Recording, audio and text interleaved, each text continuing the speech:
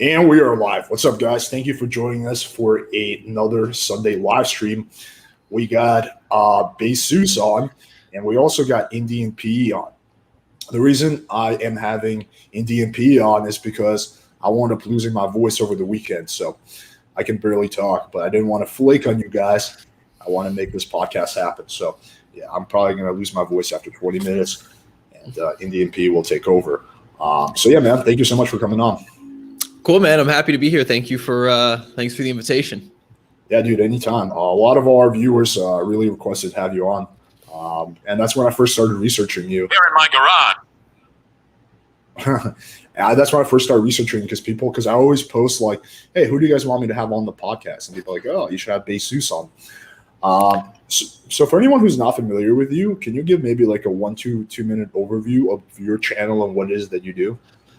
Yeah. So over the past 5.5 years, my business partner Zeus and I, we've been making men's dating and self-improvement content for 5.5 years now. We started back in 2016. We were really focused on dating back then. We transitioned into the greater men's lifestyle space, and now we're sort of going full circle and mainly focused on dating, but also confidence and self-improvement, because as I'm sure you know, those are seem to be just as important, because a lot of times it's not just a mechanical, practical issue of not knowing how to communicate, but it's also a self-discovery to some extent for a lot of guys, figuring out how to navigate the dating game. What made you get into all this? Me and my friends, we used to approach girls at the mall. We used to approach girls at the mall since we were like 13, 14. We used to, I've always been motivated by dating. I've always had a strong interest in dating. I always wanted it to be a skill set that I wanted to be really, really good at. So I started from a young age. Me and my friends, we would just go to the mall and approach girls. Got really good at text game over time from all the approaches I was doing, because they would lead to phone numbers. And this was before I was on Tinder, the dating apps and stuff. And over the years, accumulated a good swath of knowledge that my business partner Zeus and I thought we could share with a lot of guys on YouTube, on the internet. So yeah, so kind of speaking on that. So can you explain this whole deal with you and this Zeus? Like, what's like the whole story there? Yeah, so Zeus and I've known Zeus, my business partner, for 7 years now, quite a while. We had worked on some projects before, and because I come from a business entrepreneurial background. We had worked on some projects before, and we saw an opportunity specifically in the men's dating space, because back 5 years ago, men's dating was really just men's lifestyle content, which is really grooming and style focused. It was kind of like GQ Men's Healthy. It's like very surface level men's dating advice. Like, just be confident or just put on a nice outfit. And on the other end of the extreme, you had super, super in-depth, really dense pickup content, I guess, in the form of RSD or other pickup artists that was sort of off-putting, and the barrier to entry was so high for the average guy to learn about dating. Just because there's all this pickup jargon, and it was on forums, and it was a whole community in and of itself.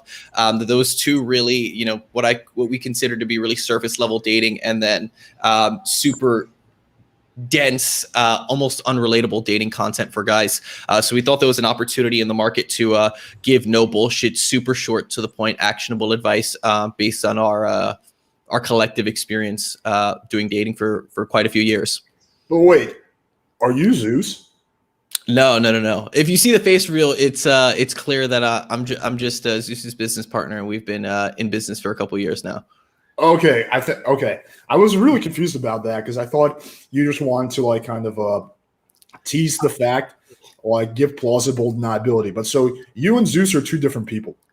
Yes, clearly, lack of the beard and the big badass voice. And does Zeus not show his face? He shows his face in the videos all the time, man. The video, the animations. That's Zeus. Okay, I see where you're going with this. Gotcha. Okay. just out of curiosity, and you don't have to answer this if it's like too much, but what's like the reason for the kind of the I don't know, it's called separation, yeah, between you and the Zeus character? Well, the thing is that I run the back end business side of things. It's when we started the channel, it was really it was just as much a passion at the time. We were really passionate about dating, and like I said, we accumulated a huge knowledge of it that we thought would be really, really valuable. Just because in our network, our friends, we were always sort of the guys who people would go to for dating advice. But also, like I said, there was a very obvious opportunity in the dating market. I mean, guys like you have popped up in the past few years, and dating has taken a more hybrid approach. It's not just, super dense pickup content anymore, or super surface level, just do your hair or get a nice haircut, and girls will like you. So at the time, our idea was a really novel idea, and it definitely was a team effort. I mean, there's multiple people, right? I manage a team of roughly 8 people who are mixed, full and part-time, contractors, animators, editors, people who build our websites or our courses and all types of stuff. So it's definitely been a team effort from the beginning. Gotcha. Yo, Indian P, my voice seems to be holding up actually pretty well. Do you want to stay on? Yeah. Like if you don't need me, I'll just get off. No, I think we should be good unless you want to ask a few questions before you get off. No, I think you're good. Yeah. All right, cool. Thanks, man. Cool. Yeah. Right. My voice is not giving out nearly as bad as it was yesterday, so I think I spoke too early. So let's. Yeah, I definitely spoke too early. I jinxed myself. So a big thing that you talk about is texting tips. I know that's a key part of your channel. You have a video called 5 Best Texting Tips. What would you say is like the biggest mistake guys make when it comes to text game? Well, back in the day, I would say that the biggest mistake guys would make is being overly needy and using texting more so as a crutch to fill some sort of weird lack of confidence hole they have. They use texting as a crutch in that if the girl doesn't, they use the amount of times a girl texts them and not only the quantity, but the quality of the text they're getting as a measure of their self-worth, or they'll use it and overthink whether or not the girl likes them. They'll like count how many emojis the girl's using, see how long it takes for the girl to respond. There's like all these weird hacks or tricks. It's like, well, you have to take double the amount of time to respond than it did for her to text you. So if she took an hour to respond, you have to respond in 2 hours, and all this weird, awful nonsense that I think really stems from insecurity and neediness. And I think a lot of guys, they, the conversations aren't motivated. They're just texting the girl for a confidence boost to feel better about themselves and to feel like, okay, yes, she definitely likes me. They're not using it in a motivated sense of, okay, what's the purpose of the conversation? Am I just trying to get to know her a little bit and flirt back and forth over text, keep the momentum going? Or am I trying to escalate this and bring this on to a date? I think that's probably the biggest issue with texting. Nowadays, there's a weird... it sort of not just applies to texting, but just dating in general, where I think people have shifted their highest value in dating from, let's say getting the girl, to now it's like being an anti-simp or being high value at all costs, even if it means, doing the obvious thing that would actually get you the result of getting on a date with a girl or getting to know her. Right, yeah. That's a long-winded answer to why we focus on texting so much. It's just the biggest problem that we've seen guys struggle with. It's not as prevalent as much before we put out so many videos on texting, but definitely still one of the biggest key issues. It's not as prevalent. Sorry, it was repeating. Okay, another thing I want to touch on is your channel has over 1 million subs, which is really, really fucking hard to do in the dating space, because what we're doing is a pretty niche topic. How did you get your YouTube channel to blow up like this?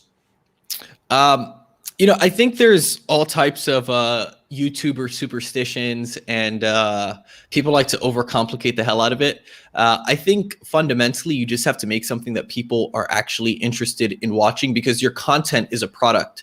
And people will only watch or consume something that is either valuable to them or entertaining.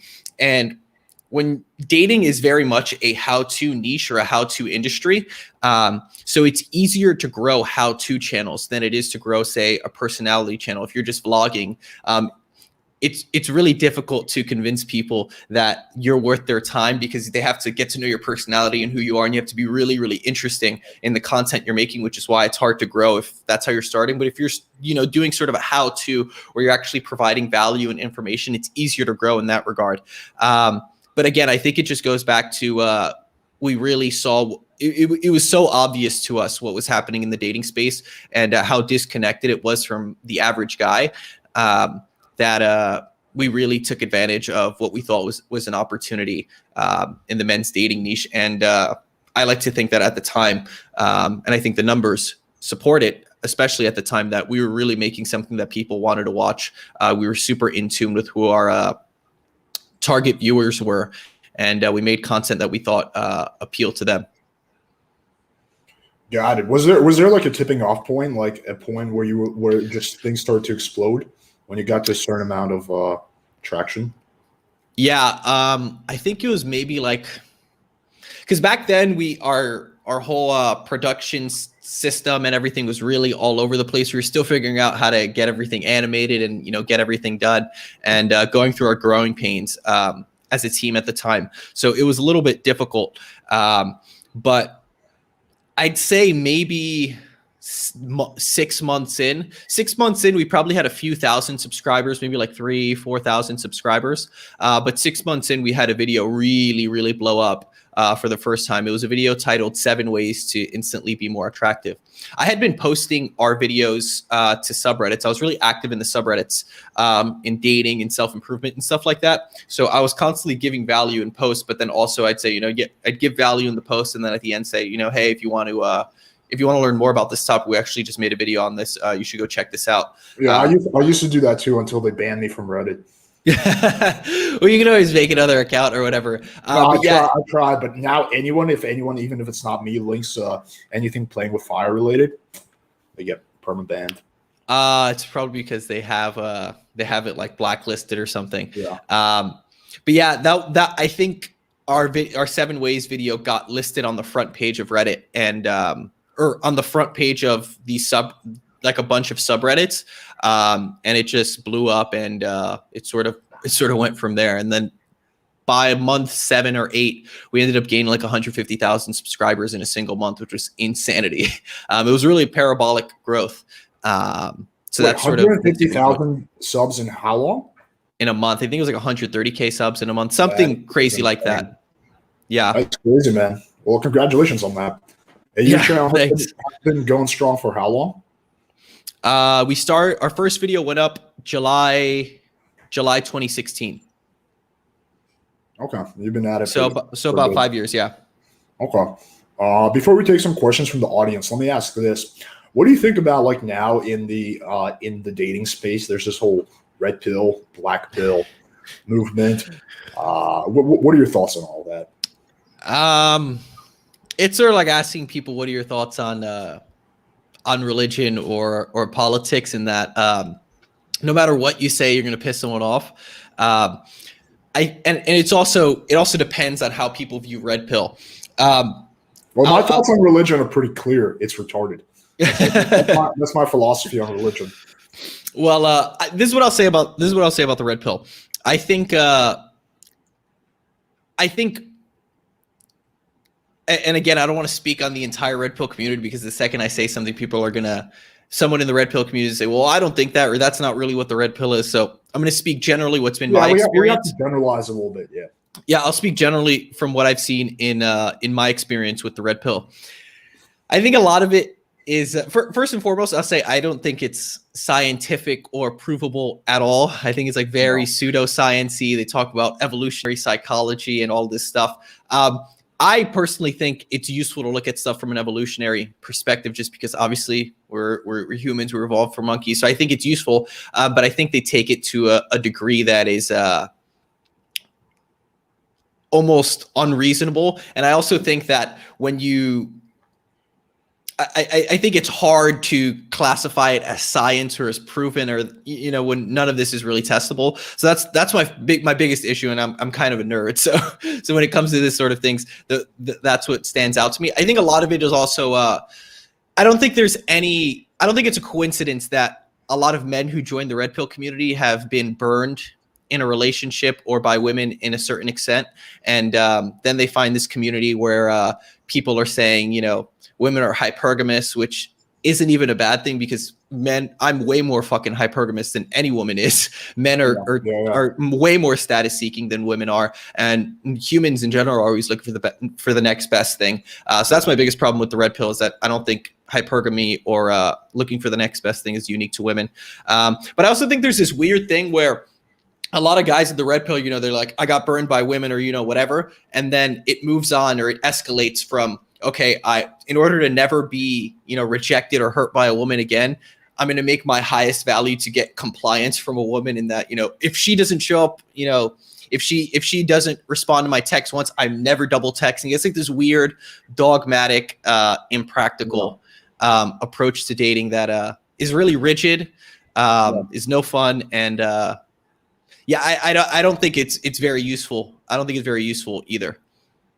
Yeah, I definitely agree with that. I mean, it goes one step further. The red pill people, the black pill people hate red pill people. So you would think that who the black pill people would hate the most would be PUAs, but they actually hate the red pill people the most. And usually the PUAs and the black pill people almost overlap. So how like with politics, when you go to like two extremes, it's actually like kind of overlaps. Dude, it's super bizarre, but something I learned in the last last few months. It's crazy. What exactly is the black pill? That's way over my head now. Think about the black pill as red pill on steroids. So black pill people, for example, think that you cannot learn game. You're either born with it or you don't have it. So some guys have charm and some guys don't. They think that cold approach pickup is dangerous, and the only way to do to meet girls is through choosing signals. Choosing signals are basically like when a girl sees you and she either comes up to you or like waves at you. So the black pill people believe you can't become better at dating if I guess if you let's take the red pill philosophy of improve your value, right? And then also let's say you have the best techniques, the best coaches in the world, or what, like you learn the best techniques on yourself. Like your position in game is stagnant. You can't change it. Is that the philosophy? They barely even believe in game. Like they don't really believe in game. They more believe in looks, like how it looks, money, status, and then like game is not really game. It's like you're charming, and either you're born charming or you're not, and you can't like improve what they would call a game. Yeah, you can't really improve it. Wow, I've heard people refer to something. I've heard the term black pill, but I never knew what. I'm not familiar with what it is. The thing with the red pill, and again, I could be totally off on this. This isn't. This is just my limited experience with it. So take with that as you will. As you should always research yourself and make your own conclusion. But I just think it's a lot of repackaged self-help applied to dating. And I do agree with the idea that if they refer to as being on your purpose or whatever, if you do focus on yourself and increasing your own value, I think that solves a lot of the issues, because if you dial in your own life and optimize your own life and who you are, it gets rid of a lot of the stuff like neediness, be over investing from not having anything interesting to talk about, because why is a girl going to want to hang out with some dude who smokes weed and plays video games all day and has nothing going on? Chances are you're probably not that interesting.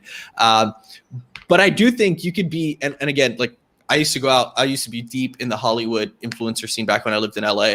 I know plenty of guys who would go out to the nightclubs, super high status guys, like blue check mark, millions of followers, and they don't approach any girls when they go out, and maybe a girl might approach them, maybe if they're lucky. But I mean, if you're not approaching, or you don't know how to communicate your value, then the value is useless if you can't communicate it.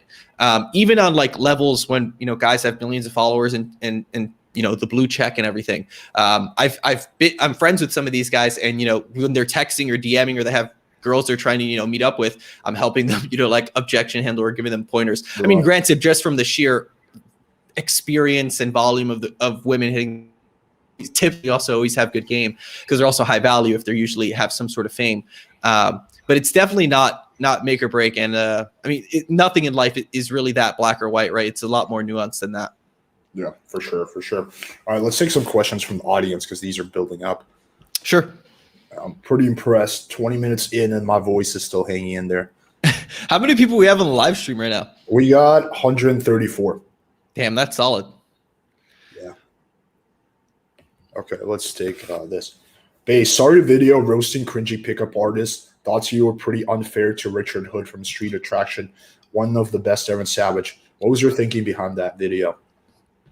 So that's a video we put out in I think very early 2019. I remember this video. The video is definitely a comedy / entertaining video. We acknowledge that in the video. I'm fairly certain that at the end Zeus says, props to this guy for going out there.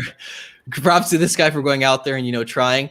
I do think, if I'm remembering the video correctly, and again, I haven't watched this guy Street Attract any of his other videos. This was just the only video we saw, and it was hilarious. I think he knew he was being, sort of out there. It just seemed very uncalibrated and almost like it reminds you of the pickup from a few years ago where you're being super polarizing and almost being weird to try and break to become socially lubricated. And I just thought it was very uncalibrated and funny. But the guy, he was like posing in the video. He has like his hat to the side. Like it was it seemed like the video itself that he put out was tongue in cheek. So I thought it was a funny video to sort of point out where we disagreed and just poke a little bit of fun at it. I haven't watched any of the other videos, so he could be a great pickup artist, and I wouldn't even say he was bad from that video. It was definitely just a video aimed at being entertaining.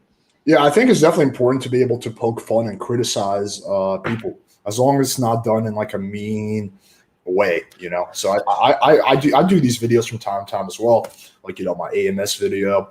I did one on endless options. I think it's important to be able to criticize bad ideas. Since we're on this topic, let me ask you this: who do you think are the best pickup artists, and who do you think are the worst? I'm not so well versed in the pickup scene or so much dating anymore. Coaches that you like. Who do I think gives the best dating? I used to watch Todd V maybe like 2 years ago. I thought Todd V's in-person stuff was very, very good. I thought he just had a very, very good understanding of being practical and navigating the little intricacies and nuances of pickup. I thought Todd V was pretty good back a couple years ago. I'm not sure if he posts so much anymore. And ironically enough, I didn't know you did a video on endless options. I actually do think, and I'm happy to talk about it. I do think endless options is really, really solid. I think their stuff is great. I know Jesse and David personally, so I can definitely attest to their skill level. And I've been through the endless options program myself. I think it's great. Yeah, respectfully, I definitely disagree with you on that. I don't want to go like too off on a tangent, so we'll let the audience first vote. If you guys want to see us like debate the endless options, their ideas, then let me know. But I don't want to like go off on a tangent if like people would rather have us answer their questions. But yeah, respectfully, I definitely disagree with you on that. Yeah, no worries. That's all good. All right, let's check. See what else we got. What do you think about Tinder girls who show compliance that but aren't free until a week out? I would definitely ask like what is your definition of compliance? Let's say like the girl is like sending paragraphs and she's responding quickly. Okay. This is another thing with pickup or dating is all of these jargony terms mean something different to different people.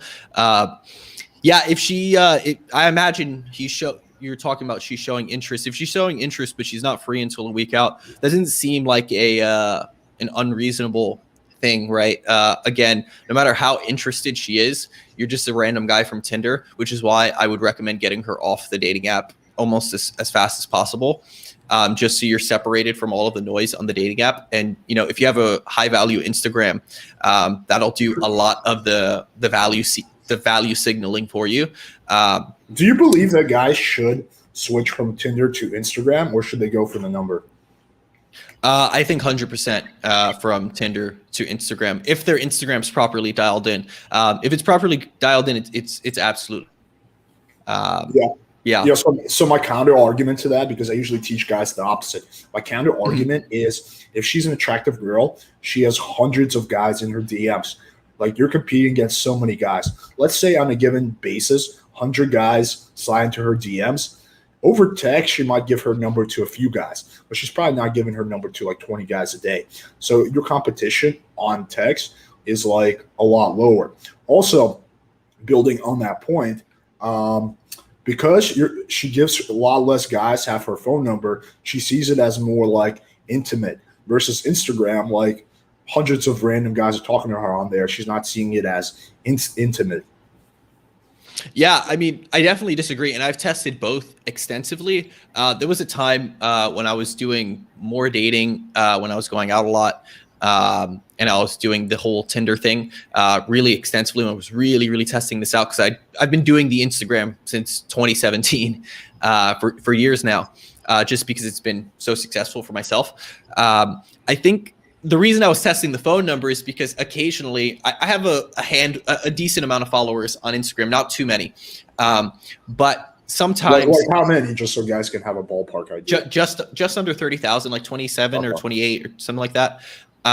So sometimes if you're a guy and if you're approaching and you're confident and you give her the Instagram, and she sees you have a lot of followers and you have a higher value profile, you can kind of give off like the fuck boy vibe.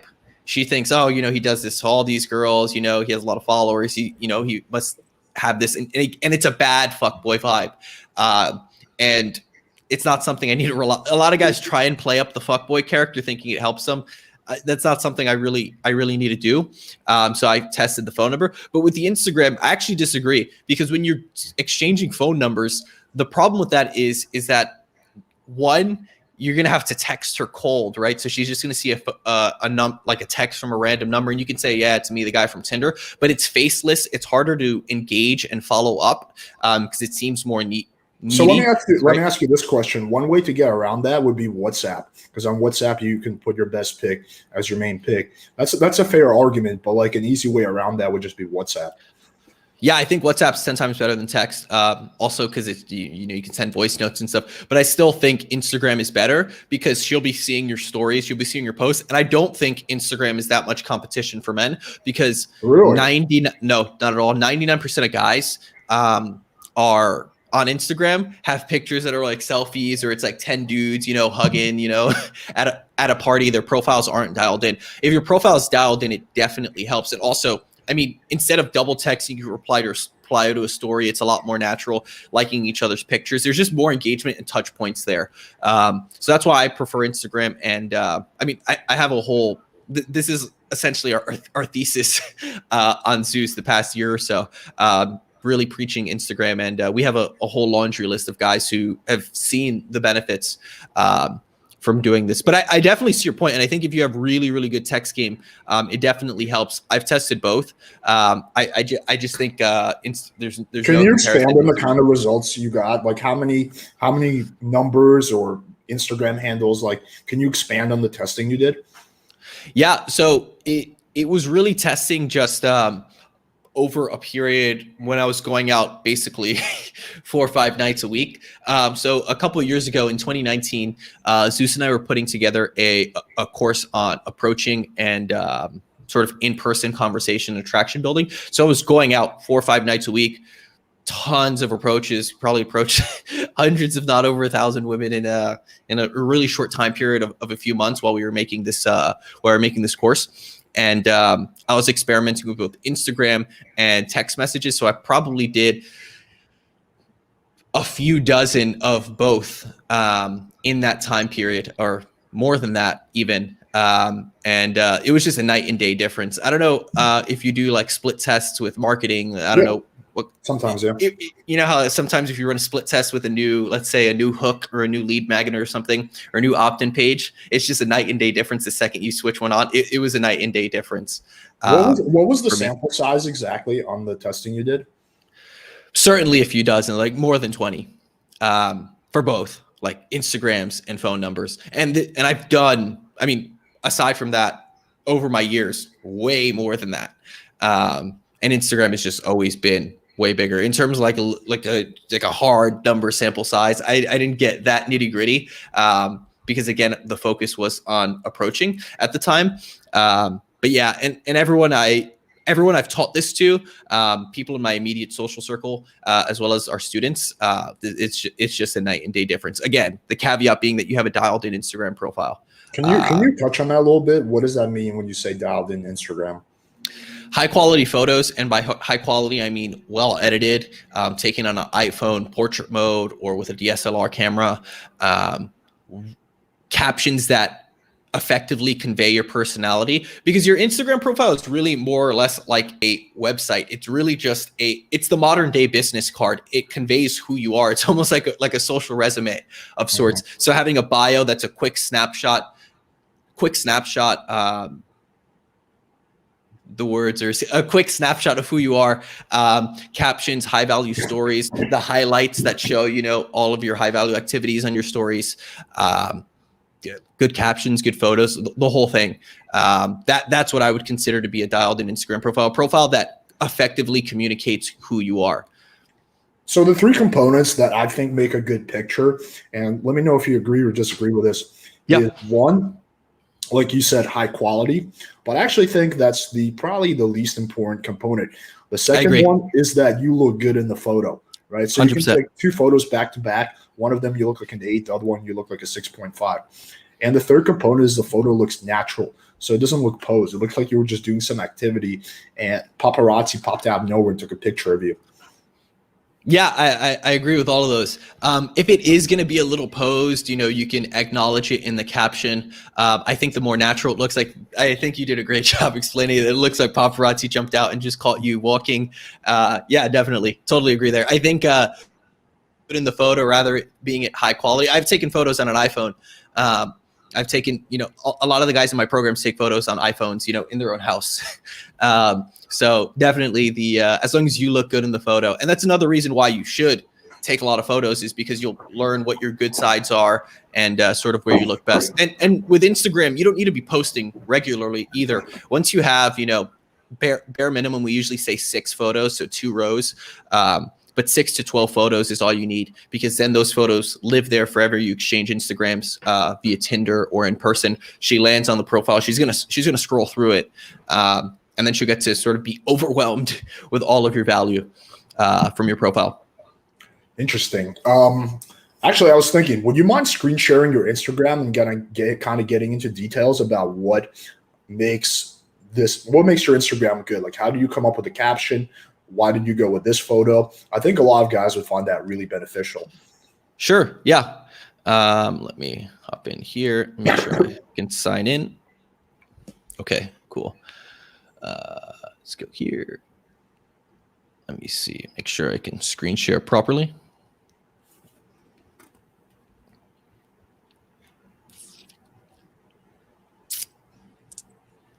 Chrome tab, Instagram, share. Cool. I can't really see okay, great. We're here. So this is my profile. My bio is definitely not a good bio to replicate. My bio is super simple and straight to the point. I use my Instagram for business as well, so that's why it's super simple. Usually for the bios, I would say what your career or what your main profession or whatever it is you're doing should be there. A hobby that's conveyed or communicated in a high value way, and then something that conveys personality, usually around 3 lines. I would recommend for the bio. I'm a unique case. I'm not going to say, anyone can do it. I'm a unique case in that obviously I have a high value indicator in that I have a big YouTube channel. So that's fine. And my Instagram is super dialed in enough with all of these I could sort of get away with a shorter, less detailed bio. Do you want me to just you tell me what you think would be most helpful? I think if you just continue breaking it down, like just keep going down the list of pictures, and like for example, pick a picture and explain what makes the picture good and what makes the caption good. Sure. Yeah. So so this photo, the caption is, when the sound of your two girlfriends arguing is so loud you can't even think. It's like this photo where I'm clearly like dramatically looking, and then you scroll here and it's like a picture of Drake from the Take Care album, like all sad, you know. So I'm a very sarcastic, very sort of witty guy. That's my sense of humor. So I think my caption really conveys that. Not only that, I double down on the caption by having, you know, this almost like a meme in it, and having this photo of me where I'm obviously looking a little melodramatic. If I just posted this photo, I mean, I can get away with it again because to a certain degree, Instagram is part of my job. But for the average guy, if you have something that's a little more posed, this is a great way to sort of soften it up, make it more relatable, and show you don't take yourself too seriously. So I think this is a great example because it's not only super creative. You know, not the average guy on Instagram is not doing this. And then you can get creative with the caption. And again, the caption is showing your personality in a high value way. I think this is why I prefer it to phone numbers, because a girl can see this and educate herself and, you know, do the little research and stalking once she hits your profile. Let me think. Another one here. So this photo, the caption is, "You don't need a permit to park when you look this good." Again, I'm like post up, almost like there's a sign here, "Parking by permit only." This is another example. Let's see what else I have going here. So I have like a really sexual sense of humor. I'm super forward. So one thing here is she called me Tiger Woods because I know how to hit it right. And this is just, you know, it's just a regular selfie. Like you said, I look good in this photo. This is literally a car selfie. Any guy can take a photo like this. It is well edited. I am pretty handy with a camera. We go here. And I have pictures of Tiger Woods, you know, just you know, make it funny, convey my sense of humor. And this shows way more personality than if it was just, you know, a photo of me and two friends out at a party somewhere. It's in shitty, awful lighting. I can keep going if you'd like. I don't know if I'm going over. Yeah, no, this is awesome. Can you do a few more? Just 2 or 3 more. Yeah, for sure. Let's see. What are some other ones? This is a super simple picture. I don't know if this caption is great. Yeah, no, this is just a normal picture. Stay curious. I'm a little bit of a nerd. I like a lot of philosophy, so just simple stuff like this too. Oh, this is a good example. Swipe to see what I looked like before the edit. You know, this little dramatic photo. I love anime, so we have, you know, a Naruto character because I have the same pose as him. Again, showing like my nerdy side. The benefit of having a few photos, whether it's 6 to 12 photos, whether it's more, is I have so much space. I have so much real estate to communicate my personality without even having to directly talk to her. So it's all automated for me. A lot of it's being done for me already. You know, and then just a few more photos from the shoot. But again, this is something super simple. Like any guy can do this. You can have a photo of you, make it a funny make it an interesting caption that shows your personality, and then, you know, include a funny photo. So swipe away with it. Gotcha. Let me ask you this question: do you ever slide in DMs?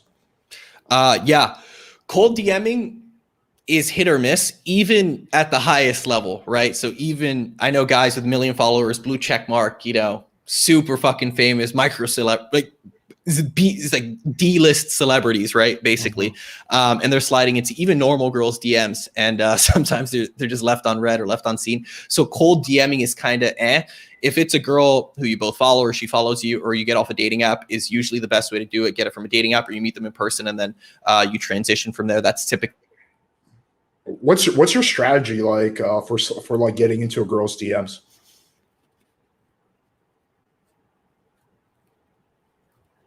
Hey, wait, I think we lost Zeus. Hang on 1 second.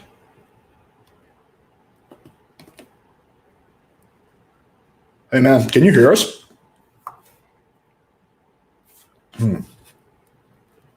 What just happened? I think his Wi-Fi might be spasming out.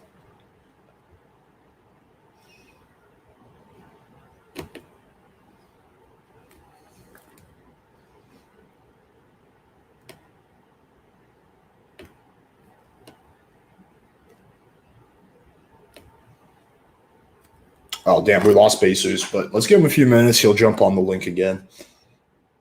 There we go.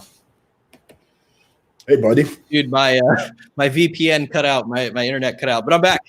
All right.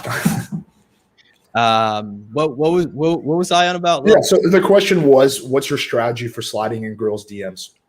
Yeah, there's a few ways you can cold slide into a girl's DMs. The best way to do it is, in my experience, is to follow the girl and then like a few of her pictures. Let's say 4 to 6 of her pictures. Now, depending on who you ask, they say, "Oh, that's beta. You're giving her free validation, free likes, whatever." The reason you do this is purely pragmatic, because if you just follow her, even if she only has 1,000 followers, 3,000 followers, which your average attractive girl these days has, there's no way she's going to see your follow.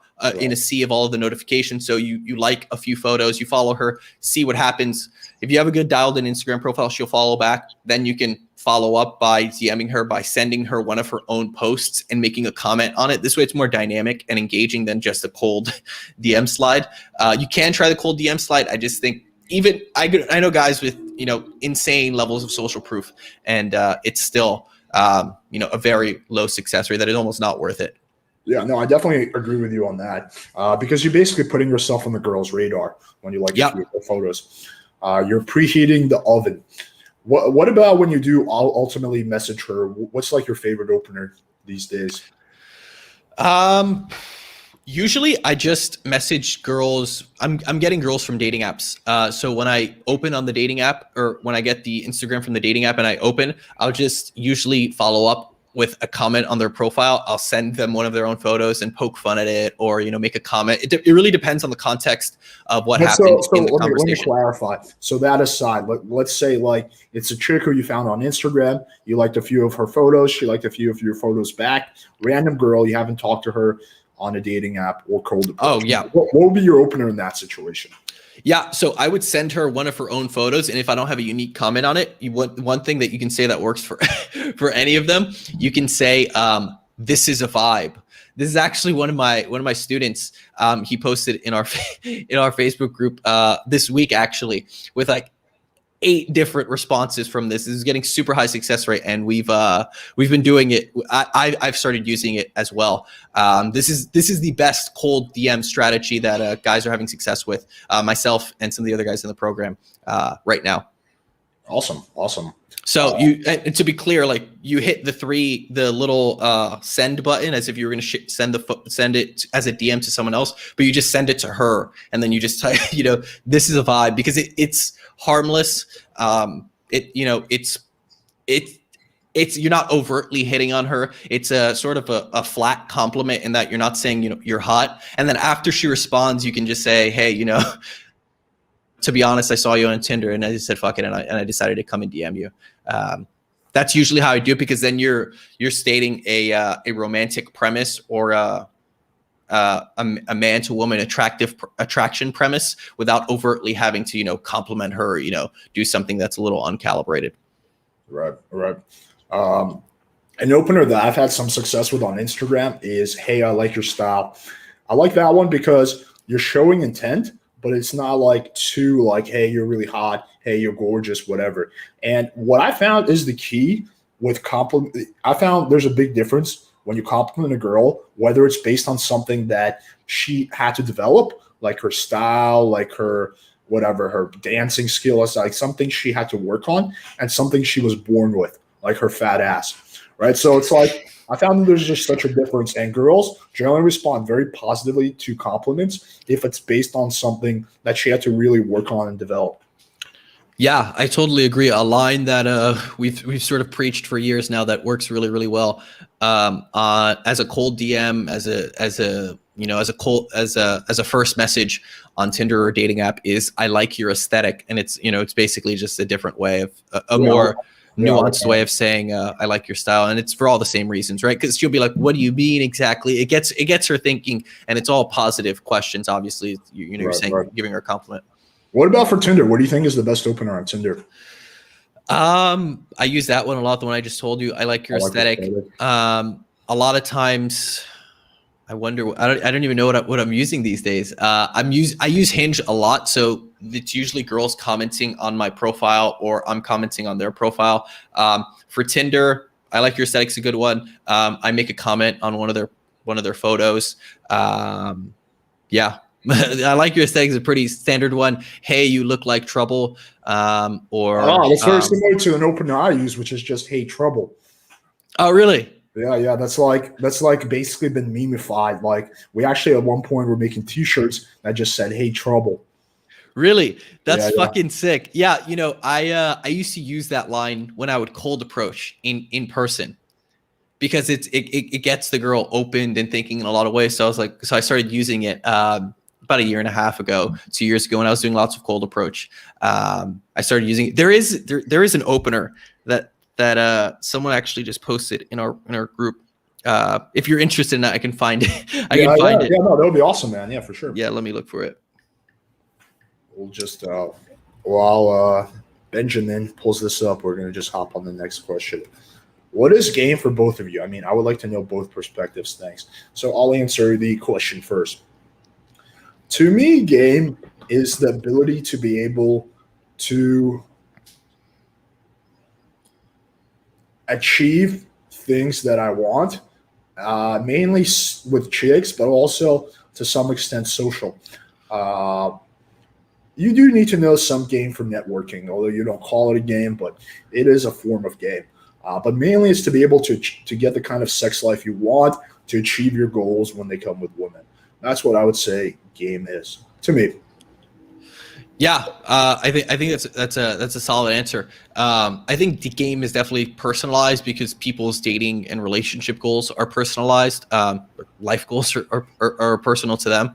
To me, game on the most fundamental, basic level is really just communicating who you are and why you're worthwhile as a romantic partner to the women you're pursuing in a way that's charismatic, romantic, and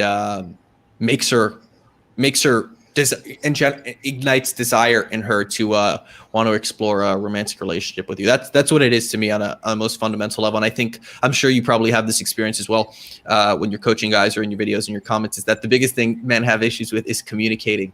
It's not always there's something wrong with them that they need to change. I mean, that's a big part of it too, but it's really just a communication issue. Because I've worked with guys who have their shit together, fucking doctors, or guys who are top of their class at school or whatever it is, and they still just fucking when it comes to women, their brain just goes out the window. Yeah, for sure. Yeah, I mean, there's so much when it comes to that, but yeah. Damn, I thought Zeus was a god, but all I see is a mortal here. I'm sorry to disappoint, man. I had to fill in for Zeus here. Okay, this quick text we chat.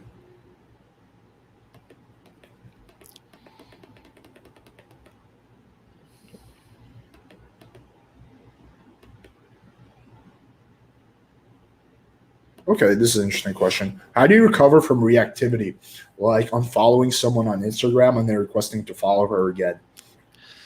I'm not sure I understand the question. Let's say hypothetically speaking, a guy's texting the girl and the girl flakes on him and he sends her a butthurt text.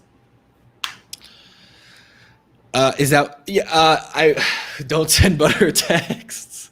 Like a butthurt, yeah. But like, let's say he already did it because he was like, just whatever. He let his emotions get the best of him, and now he's trying to recover.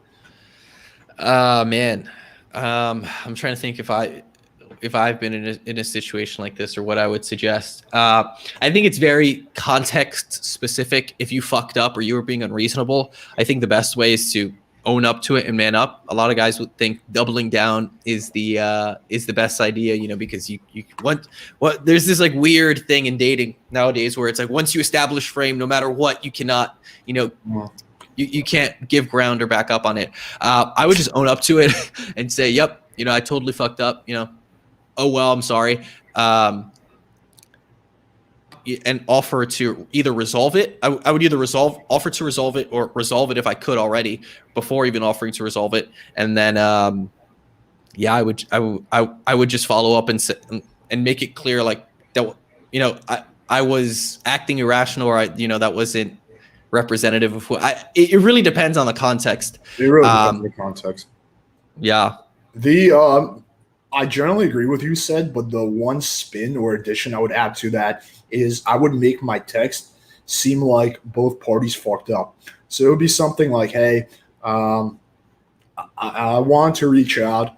I got a little bit butthurt when you flaked on me last time, and so I overreacted. My bad on that, right? But I would just add the component of the you guys are both fucked up.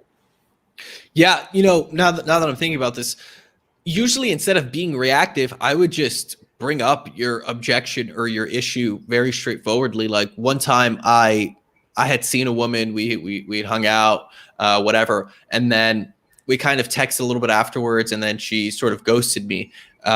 So then I was out somewhere and I saw her again, and I saw her again, and I was like, fuck her. She ghosted me. I don't really care to talk to her again. She saw me and she called me over, and I sat down next to her, and I was like, what's up? What do you like? What's up? What do you need, or what do you want? She's like, no, I just wanted to hang out. I was like, well, to be honest, we hung out last time and you just stopped hitting me up. You ghosted me. So why now that you see me, you're all excited and trying to hang out with me? And of course, not saying it in a butthurt way, but just being like, yeah, it's not cool that you didn't hit me back up. And why should I spend time with you if this is how you are? That's how I would do it. What ultimately happened to that? It ended up playing out favorably, just because it's so easy to ignore someone up front or over text, but like when you're in person, and I'm sure if you have good game in person, it remedies lots of solutions. I've had so many times where girls ghost, and then I see them in person, it's like as if it never happened. Yeah, 100%. What do you think of Kevin Samuels and what he has been doing? Are you familiar with this guy, Kevin Samuels? No. I'm surprised. He's actually been blowing up in the last 6 months. He's like a black guy. He wears a suit, and he does like a lot of like giving girls the cold, harsh truth. So like girls will call in on his show, and fucking retarded with this quote. Girls will call in on his show, and they'll be like, yeah, I'm looking for a successful guy who's good looking, and Kevin will be, how old are you? I'm like 38. How much do you weigh? Oh, wow, I'm 150 pounds. And he'll literally be like, girl, you're like a 6. You can't be expecting a 10. He's very cold, harsh truth. What is it like entertainment? Like what is what's the lesson? Not necessarily. It's not entertainment. It's more about like, and to be fair, I'm barely familiar with Kevin Samuels. Like I've only watched like 1 or 2 of his videos, so okay. I really don't feel like I'm going to be doing him justice, and I want to like misinterpret what he says. But from what I saw, no, it's not entertainment. It's more like, I don't know, like informational. Yeah, I have no comment. That I haven't seen the videos. I don't want to just give a non. I don't want to give an answer that's not really useful or uneducated. From what you told me, if it's girls calling in and he's and they're asking, why guys aren't dating them, and he's telling them, I don't know what to make of it. I'd have to see. Yeah, from the very little I saw, I would say what he's doing is pretty interesting, and it's definitely like unique. So I will give him props for that. But I would really need to like delve deeper into his content to make like a educated opinion. All right, let's keep going.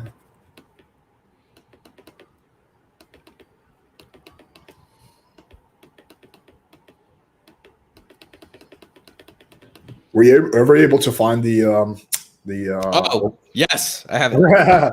Let's get into it. All right. I can't type in a chat. Okay.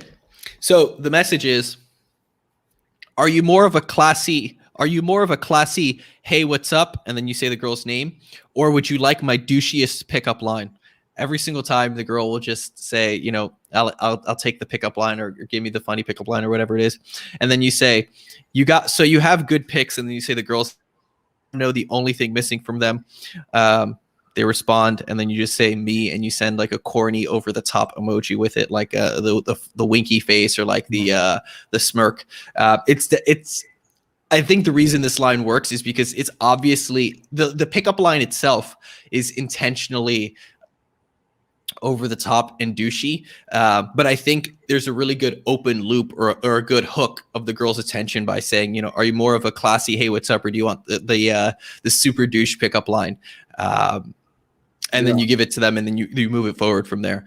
That's what's been working among the guys in my group lately. Interesting. I like that. What's the success rate you guys are having with that? In terms of like a data set and, you know, numbers and stuff, I haven't personally tested it. This is what the guys in my group are doing well with. And when they posted it, there's it's like 6 or 8 photos in there of different conversations. So I'm assuming it's working well amongst them. This is an interesting question. Zeus, what are your plans for the future? Do you guys plan on expanding in other realms of men's lifestyle? It depends what you mean on realms of men's lifestyle. We definitely touch on confidence and self-improvement a lot, just because let's say like fashion, or like, you know, fitness, stuff like that.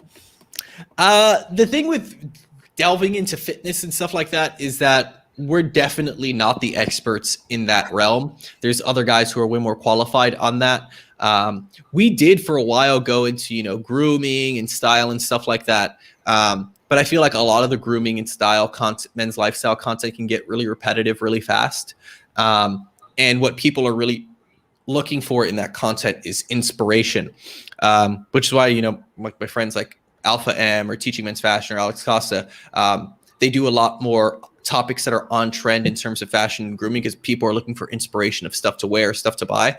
But I don't see us really going back to the fashion or style stuff anytime soon, just because people come to us for dating, and although those things are kind of a given, you know, having a good sense of style, being put together, I don't think it is the make or break factor, and I'd rather us focus to what our core competencies are. Right. Fair point. So I just got to remember when I said a while ago, do you guys want to see us debate the endless options, whatever bio? So there was like a big delay, but now I'm seeing the comments coming in, and everyone's like, debate it. Debate's always the best. Debate RIOS. You feel like getting into that, doing like 3-4 minutes, or we just kind of touch on what we think about, you know, the specific points? Yeah, I mean, it doesn't have to be like a debate. We could just talk about it. Yeah, for sure. I use the word debate very loosely. Yeah, for sure. Yeah, I'm happy to talk about it. Cool. So let me just pull up the video I made on that, because I think that I'm sort of forgetting about what exactly their bio is. Okay. Oh, this is This is fascinating. When you search endless options, my video is the first one that comes up. I'll take that SEO. What's up, guys? In this video, we're gonna. So let me just see their bio. Okay, there we go. So this is I want to maybe put this on the screen so other guys. Yeah, let me think of how I can do this. Yeah, let me put this on the screen. How did you do the share screen? You click the button at the bottom that says share. It's like a screen plus. Share screen. Sure. Yeah, I just want to get this on the screen.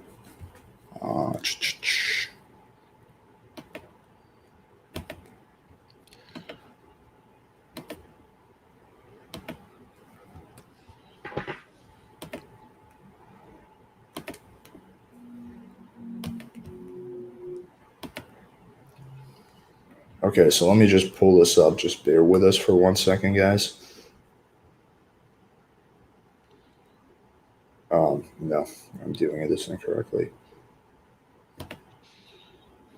I'm sure most of my viewers know this by now. I am a big tech retard. Okay, application window. How do I I just want to pull up a. Did you hit your entire screen or application window on the? I did just the tab. It should say like Chrome tab or whatever browser tab. Chrome tab. There we go. Okay. Oh, because I gotta. Okay, 1 second. I just gotta pull this up first. Bear with us, guys. I think this is gonna make it interesting once we can see the bio in front of us. Options. I'll go through some of these comments while you. Yeah, for sure, man. Should you double text after the date? It depends. If a girl didn't respond after a date, it really depends on the context of how the date went. If you think the date did not go well and you think she's sort of brushing you off, you might want to wait. Double texting really just depends on the context. I don't think double texting is bad at all. I've had so many times if a girl is super attractive, super desirable, has a lot of guys, a lot of options, it's almost a given you might have to double text for the sheer fact of having to get her attention. So I don't think double texting is bad. After the date, double text. If you text her once after the date and she doesn't respond, I'd probably give it a few days just to give her the time, because you never know what could come up. It's really context dependent. That's what I would say. Yeah, I agree with that. It's very context dependent. All right, so I was able to pull this up. This is the endless options bio that they recommend. Strictly reviewing girlfriend applications to get through this corona situation. Must be funny, symptom-free, and wash hands regularly. Some stuff about me. I have toilet paper, food, Lysol, jokes aside. If you're not a decent person, there's plenty of thirsty dudes on the app who don't care about personality. Message me if you're symptom-free, but seriously, quarantine and FaceTime. So these are the arguments I kind of give.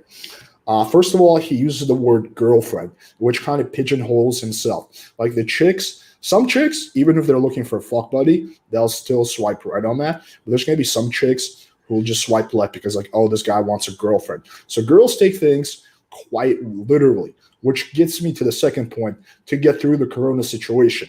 So a lot of chicks are going to be like, oh, he's just looking for a girl just until, the corona thing ends. Like, some chicks really do take this shit literally. Must be funny, symptom-free, and wash hands regularly. Okay, that's not bad. Some stuff about me. I have toilet paper, food, Lysol, and Mario Party. Yeah, a lot of chicks don't know what Mario Party is, so they don't understand, the reference there. Jokes aside, if you're not a decent person, there's plenty of thirsty dudes on this app who don't care about personality. That one's decent. Message me if you're symptom free. I feel like he's overdoing it on the whole COVID thing. Like, he already said symptom free, but seriously, quarantine and FaceTime. Yeah, I'm not a believer at all that you should, get girls from the app on FaceTime. I'm a much bigger believer that you should either get them on text or even Instagram. Like, Instagram is not.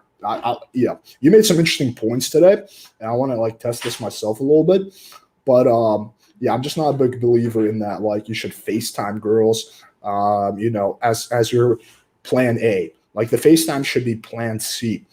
So that's the argument I give for this bio. And let me just kind of really quickly run you through my bio. Okay, so let's start with this. What are your thoughts on this? I think the bio itself, I don't think it's that bad. I don't think it's a great bio. I think it has the mechanics of a good bio. And to be totally upfront, I don't know if you've been through the program. No, you're right. I have not full transparency. I've not fully been through the program. I'm just going based off this. I think this is like a marketing material. This is something they sent out for free. So what I will say is that inside the program, they not only give examples of great bios, but they also make the important distinction that there probably is not very many things you can copy paste into a bio. So they give a structure for what a good bio should look like, and I think the structure of what a great bio should look like is is great. It's fantastic. Now, this specific bio itself, I'd probably rate this specific bio as like a 7 out of 10. I do have, I think it has the good mechanics of it. I don't think the execution is amazing. I do think it's a decent bio, and it would probably get results. Do I think it's the best bio, or is this representative of the quality of the bios or the information inside the program? I think absolutely not. No. I would probably rate the bio 5 out of 10 for 2 reasons. First of all, it doesn't DHV at all. So the only DHV that's a huge that totally agree with you on that. It's not great DHV. The only DHV on there is when he says, but seriously, if you're a chick who's not into personality, so he's DHVing himself on being selected. But aside from that, there's not really many there's one DHV in the whole bio, and it also doesn't sexualize at all. Yeah, if you pull it up, I can tell you what I think is good about it, and what I think could be better. I think it has the right mechanics there, I'm happy to go through it. Yeah, for sure. Let me pull this up. DHV is demonstration of high value. It's an old school sort of pickup term. I actually didn't know what that was until about a year or two ago when another dating friend showed us. Okay, strictly reviewing girlfriend applications to get through this Corona situation. I actually think this is decent. I think I'm definitely going to disagree with you. I think I don't think girls are taking this will take this too literally, because if you look at most girls' bios on Tinder, they're not taking Tinder seriously at all. A lot of them are just there to swipe, sort of see what happens, and also get the ego boost of guys swiping on them. I don't know, man, because I've had quite a few experiences that, I would think that too, just from a common sense perspective. Mm-hmm. But I've had situations where a girl asks me what I do for work, and I'm like, I'm a male stripper.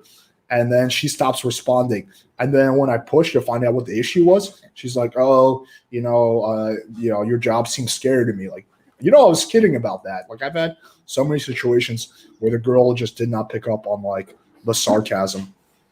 Well, in that case, it depends what your goals are, right?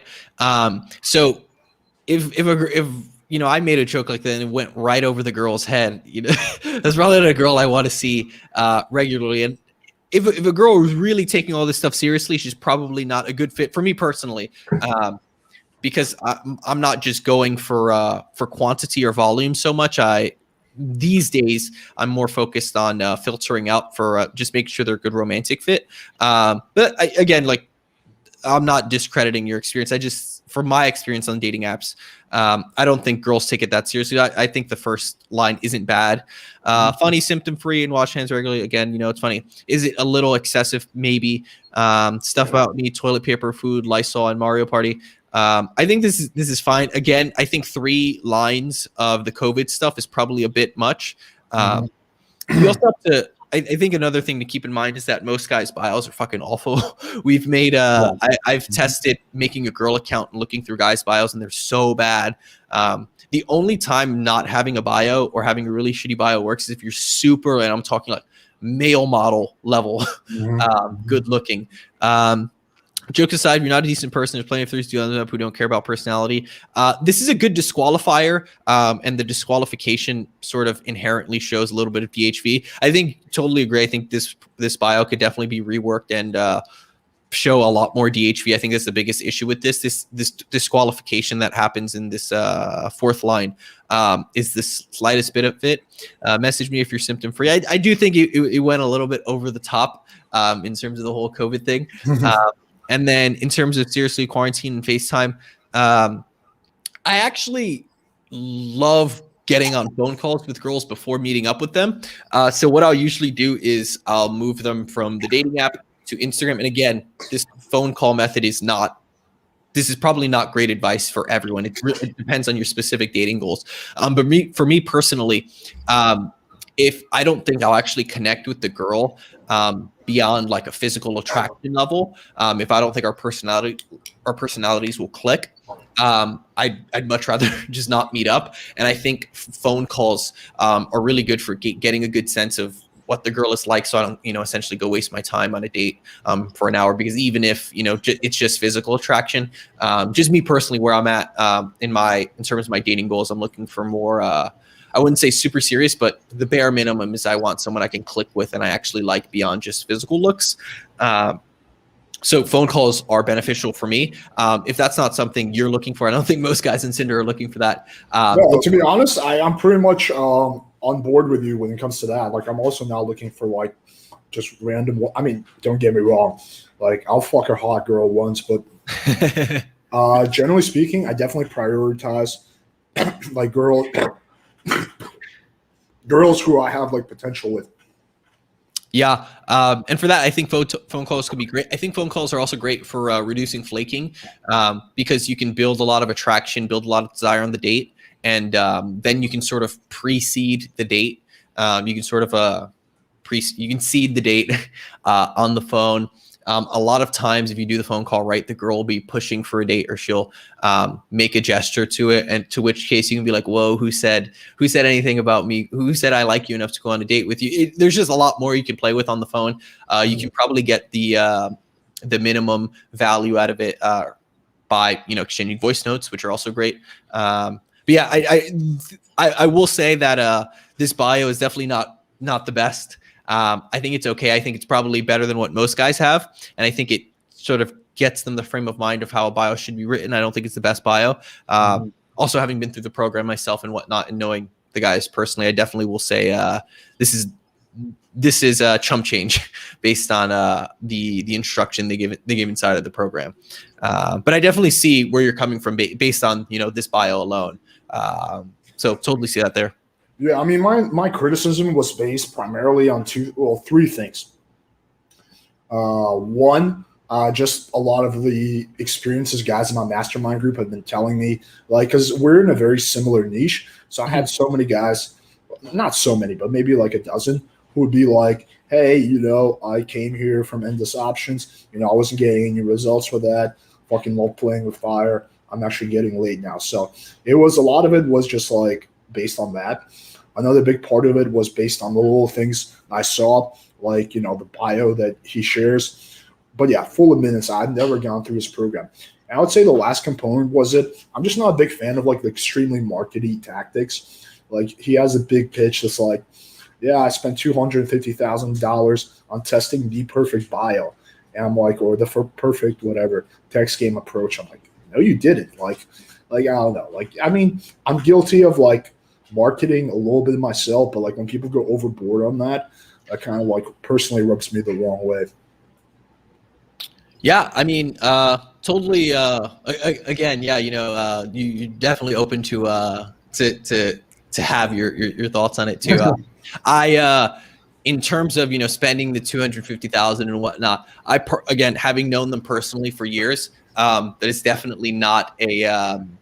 It's definitely, I would definitely not say it's a lie, because they definitely traveled for 2+3 years, literally just doing extensive online dating, extensive cold approach. Like, they were just like, because they're both successful entrepreneurs, they don't need to work, and they didn't for that time, and they traveled all over the world, literally, because I'd met up with them in Australia, I'd met up with them in London, and their sole purpose on their trip was to just maximize. They were totally just focused on dating during that time.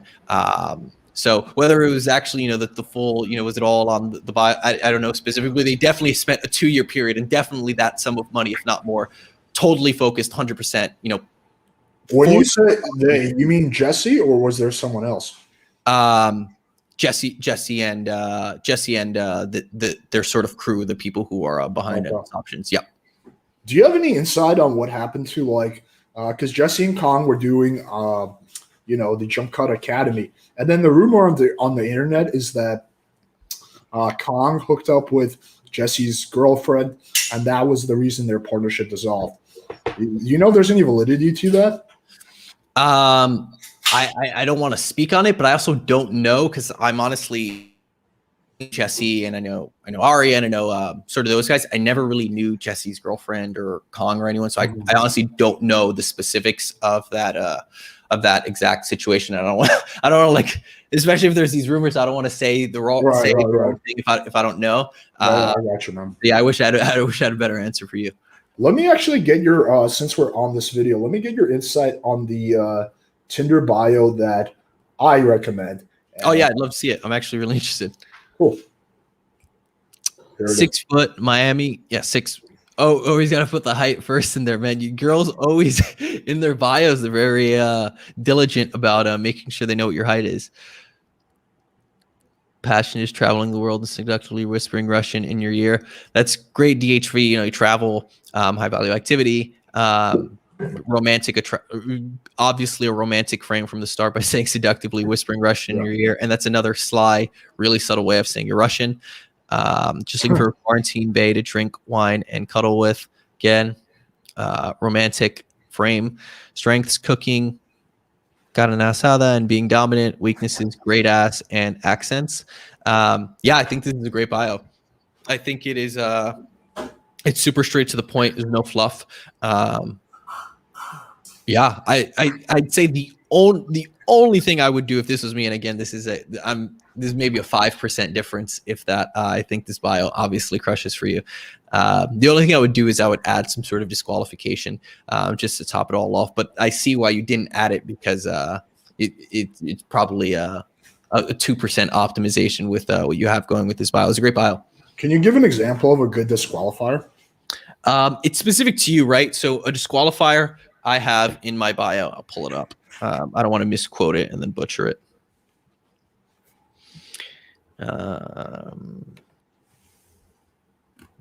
Pulling up my bio. Let's see. So one of my disqualifiers is being pretty is not a personality trait. And then another disqualifier I have in mind is if you have something more interesting to say than hey or what's up, let's chat. That's it. It's nothing crazy or over the top. But those disqualifiers I sort of I use my bio. I think your bio is great though. I can definitely see why you have so many conversations to break down on your channel. Thanks, man. I appreciate it. Okay, so let's take like 2 or 3 more questions because I feel like I'm tempting fate with my voice. How do I come up? Okay, a lot of these questions we've sort of answered already.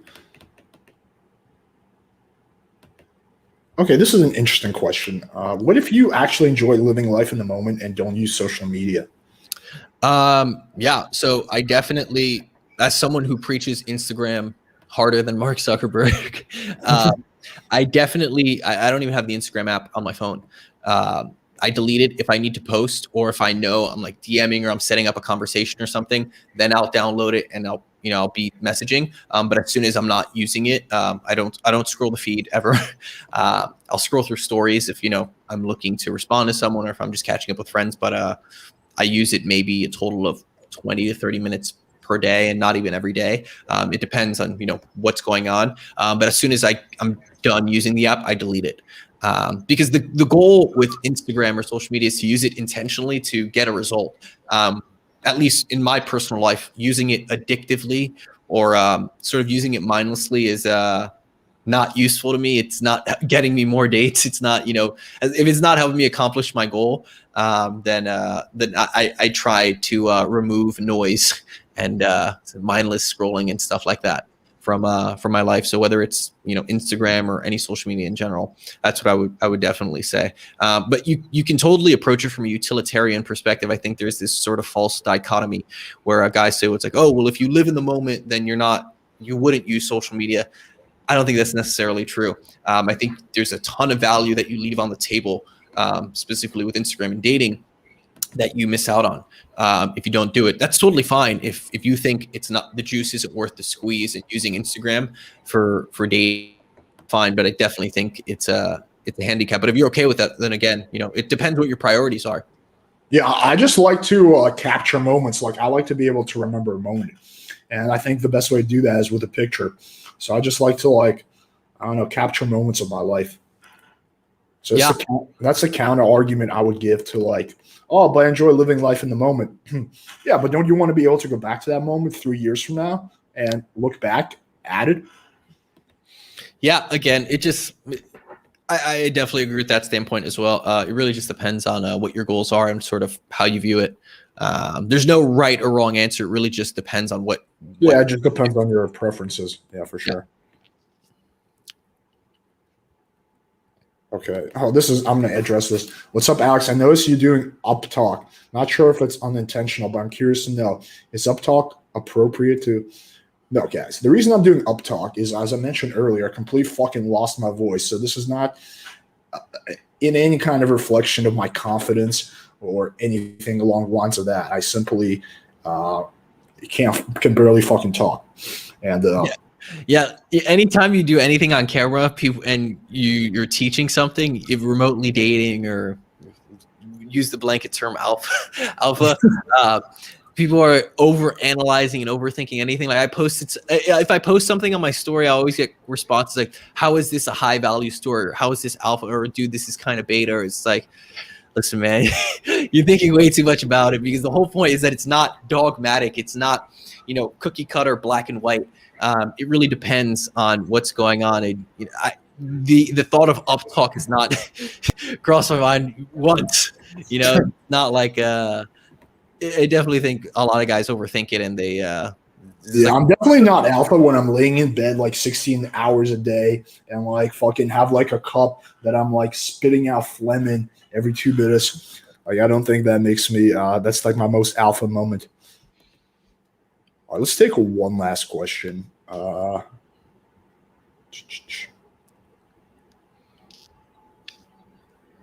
we got a lot of questions on traveling, but there's not really more just statements. I post. Okay, what should I post on Instagram if you can't go anywhere besides your house? House pictures are cringe. House pictures are not cringe. I have plenty of pictures from inside my house on my stories, or like in my apartment or wherever I'm staying at the time, on my Instagram. So you can definitely make them work. I have photos of me sitting down in a chair in my office. I have photos of me on a couch in the living room. I went over a photo earlier where I was literally just sitting on a couch, but where the magic happened in the post was in the caption and, including a meme. You just have to sort of get creative with it, because just find where there's natural light coming into your house. It depends on where your house is, but where the big windows are and where they're coming, put the camera up against the window or up against where the light is coming from, so the light is hitting you. Find the best lit place in your house and get a tripod or a self-timer. Just prop it up on books or whatever and get creative with it. You can definitely do it. Just look up on YouTube how to take photos, how to take good photos at home. You can find tons of videos on that.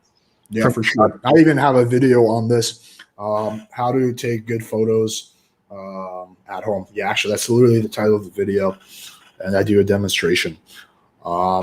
All right, yeah. There's a lot of. I think there's so much value in this podcast. Zeus, if people want to follow you and support your work, how can they go about so?